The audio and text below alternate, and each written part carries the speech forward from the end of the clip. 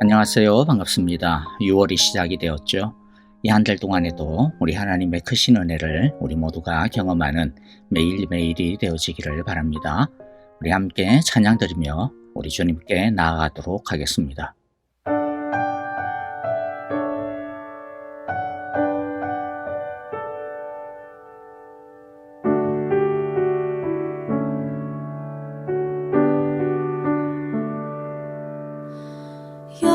여호와는 내 편이시라 내가 두려워하지 않네.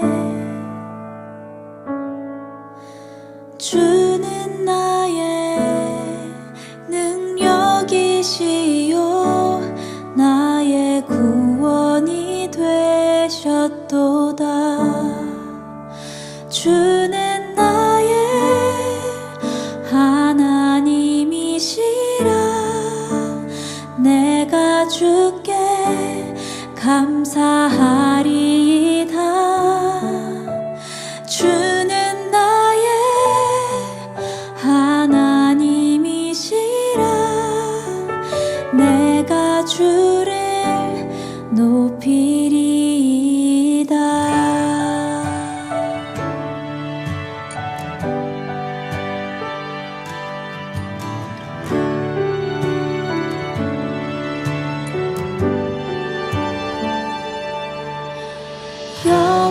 여호와는 내 편이시라 날 사망에서 건지셨네. 주는 나의 찬송이시요 나의 구원이 되셨도다. 주는 나의 하나님이시라 내가 주께 감사하리이다. 주는 나의 하나님이시라 내가 주를 높이리이다.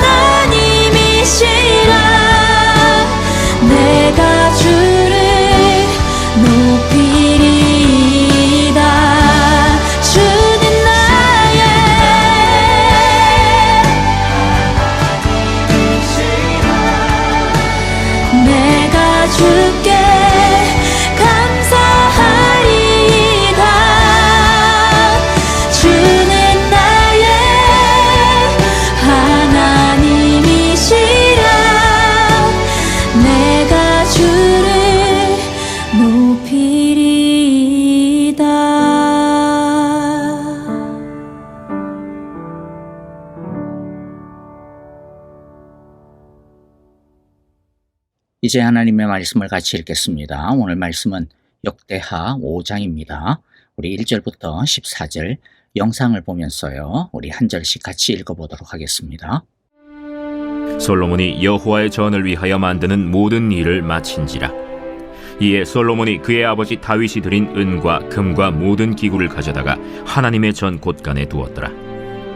이에 솔로몬이 여호와의 언약궤를 다윗성 곧 시온에서부터 메어 올리고자 하여 이스라엘 장로들과 모든 지파의 우두머리 곧 이스라엘 자손의 족장들을 다 예루살렘으로 소집하니 일곱째 달 절기에 이스라엘 모든 사람이 다 왕에게로 모이고 이스라엘 장로들이 이름에 레위 사람들이 궤를 매니라.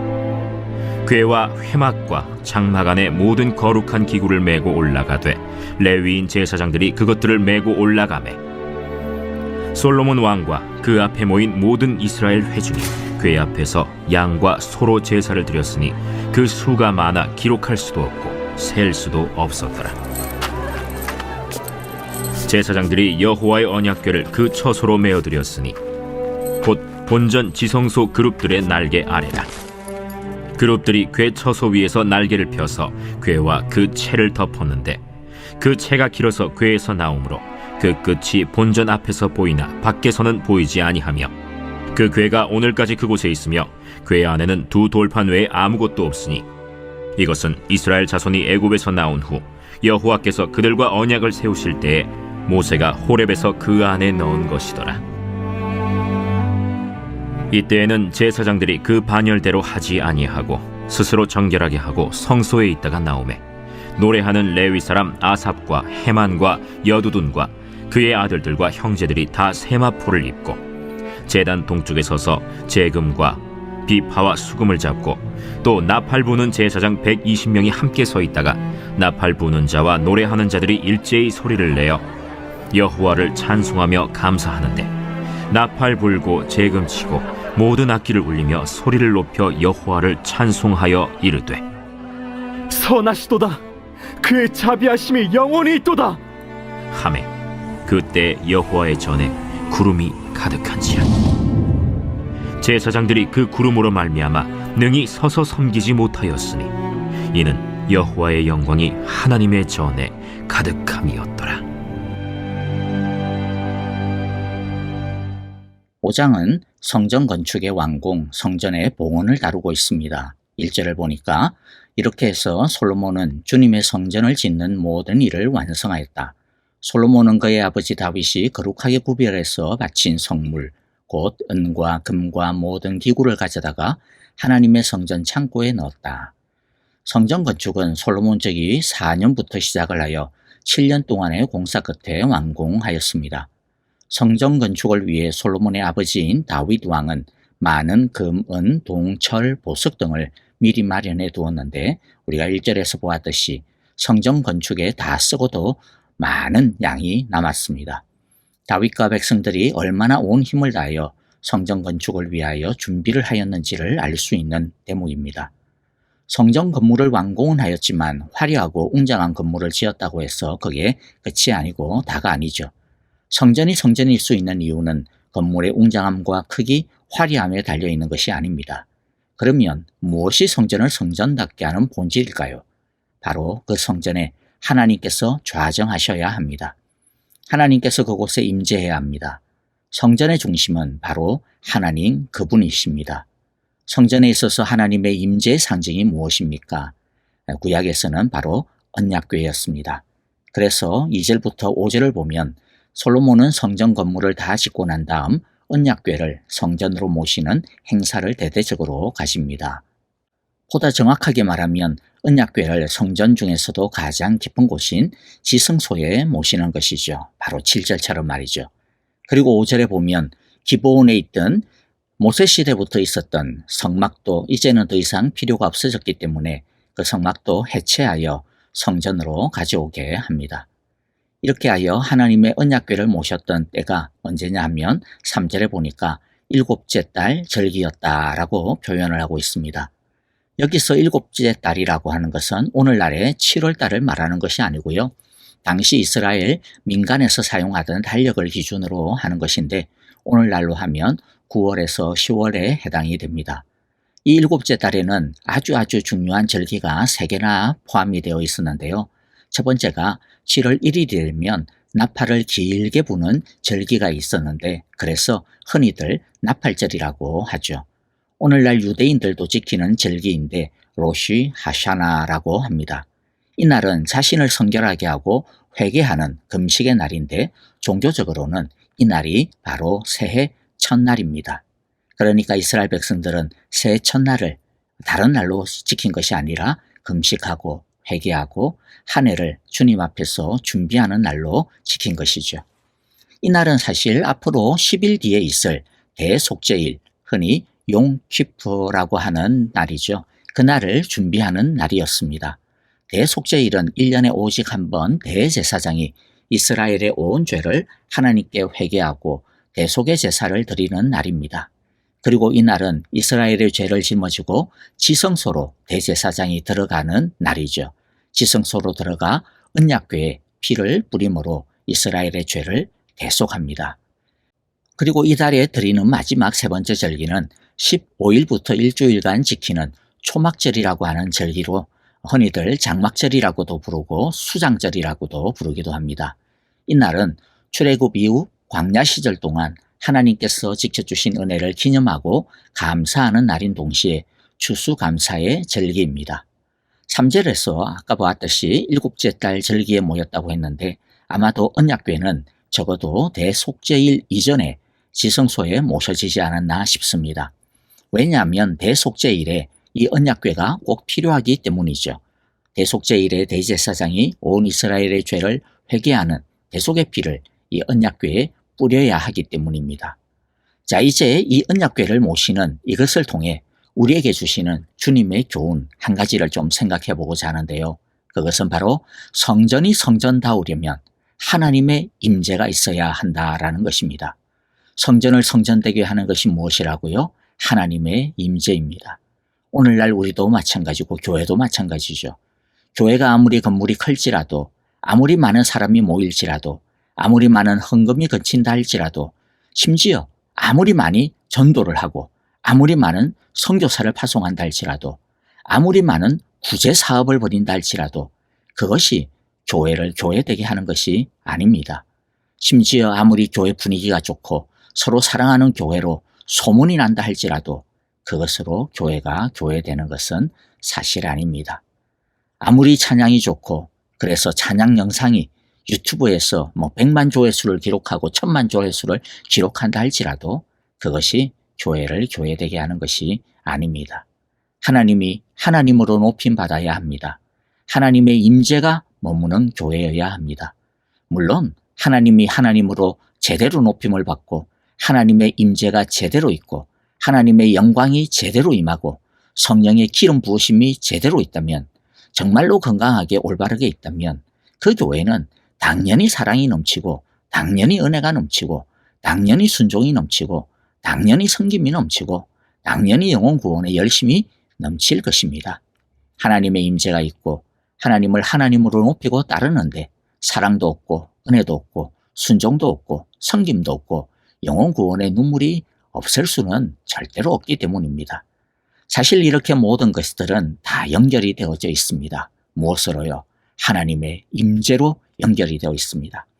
그러나 엄격하게 구분해서 말하자면 우리가 진짜 집중해야 하는 것, 진짜 고민해야 하는 것, 진짜 발버둥치고 애써야 하고 엎드려야 하는 것은 하나님이 우리의 중심에 모셔지는 것입니다.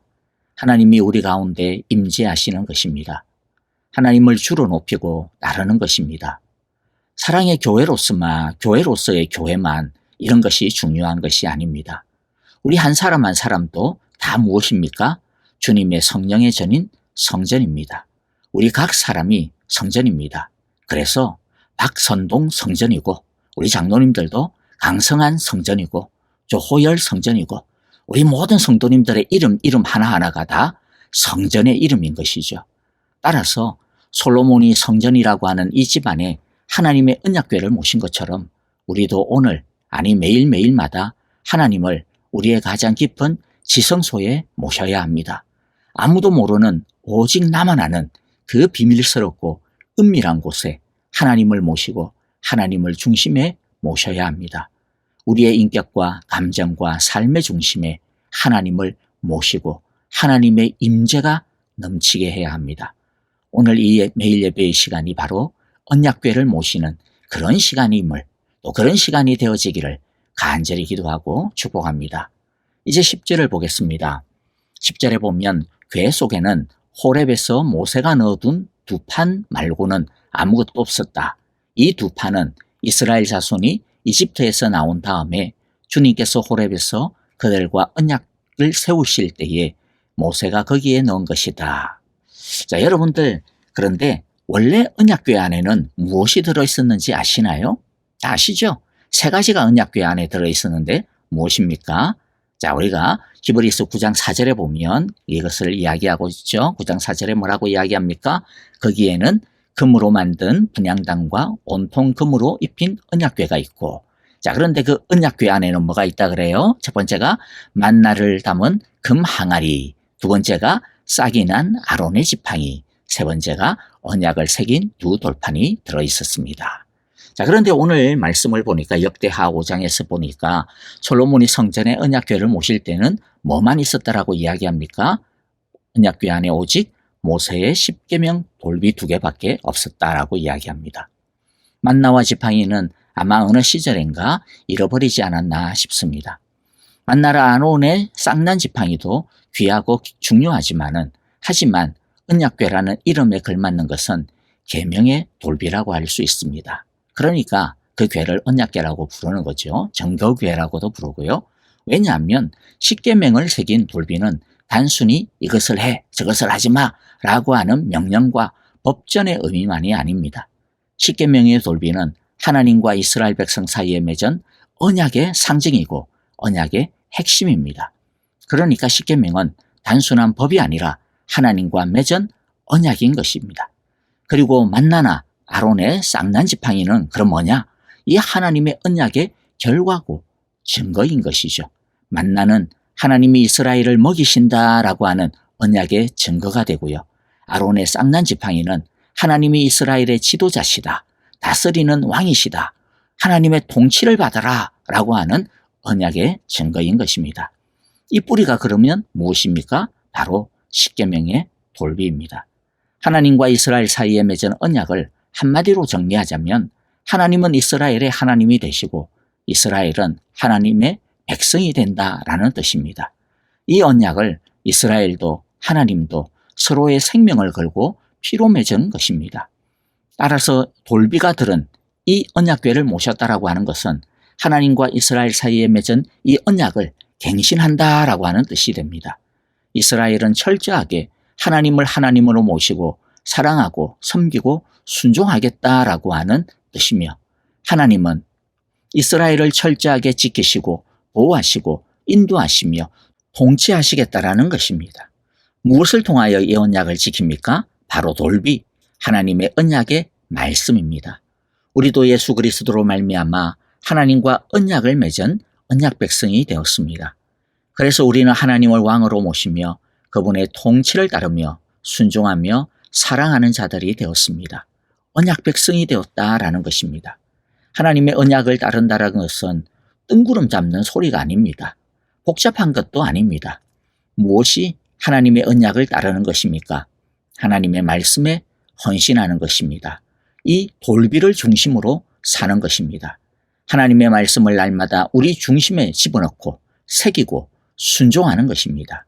오늘 이렇게 우리가 매일매일마다 하나님의 말씀을 듣고 그 말씀을 붙들고 말씀의 통치를 받으며 살아가려고 씨름하는 것이 바로 언약 백성으로 살아가는 모습인 것입니다. 이렇게 말씀을 붙들고 씨름할 때, 언약궤를 중심으로 살아가고자 애쓸 때, 하나님을 높이고 섬길 때 어떤 일이 벌어집니까? 13절과 14절의 말씀이죠. 어떻게 됩니까? 주님의 영광이 가득 차게 됩니다.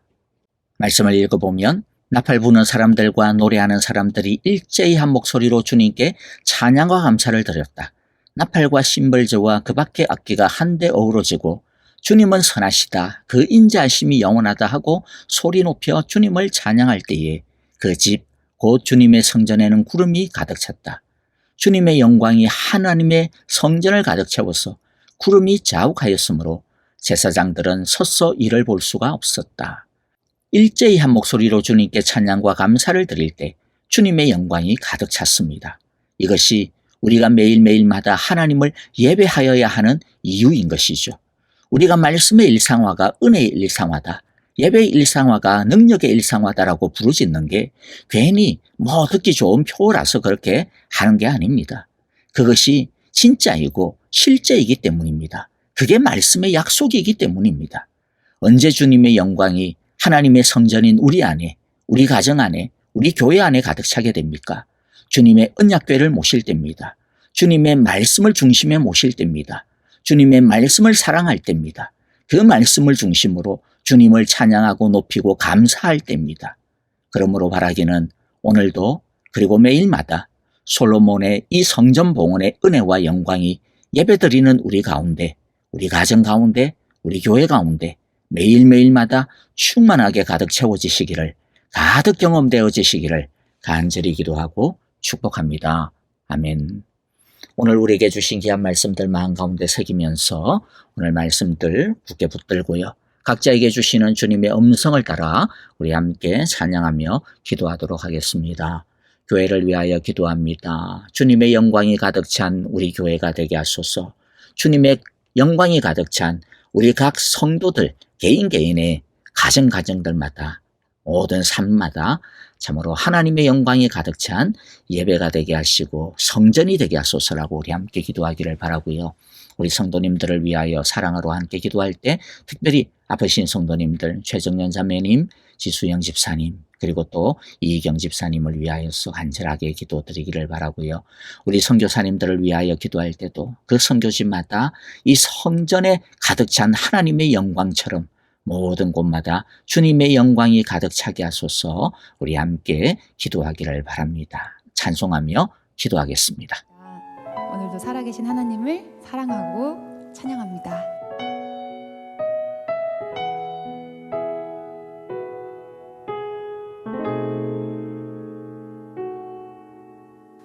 이 세상을 살아가는 동안에 나의 힘을 의지할 수 없으니 기도하고 낙심하지 말 것을 주께서 참 소망이 되심이라. 주의 길을 걸어가는 동안에 세상의 것 의지할 수 없으니 감사하고 낙심하지 말 것을 주께서 참 기쁨이 되심이라.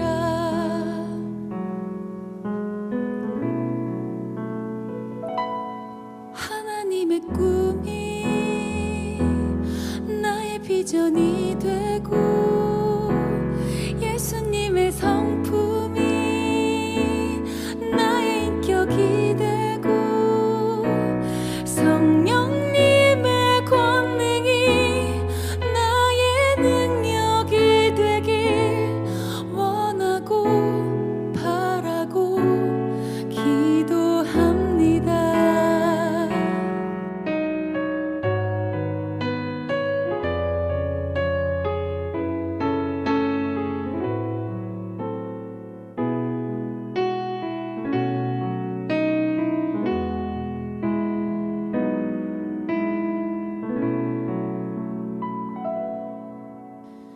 이 세상을 살아가는 동안에 나의 힘을 의지할 수 없으니